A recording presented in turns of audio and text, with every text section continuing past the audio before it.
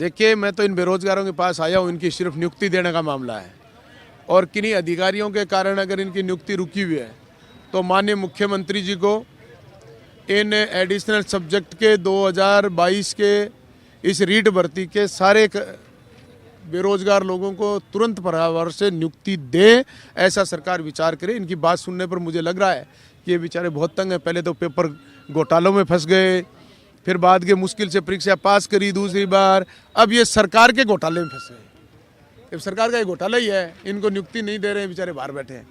और नियुक्ति दे हुए जनता लाभ मिले, कर्मचारी अपनी पोस्ट पे जाके काम करें, इनके बच्चे अच्छी तरीके से पढ़ जाएं, ये रोजगार में ये है।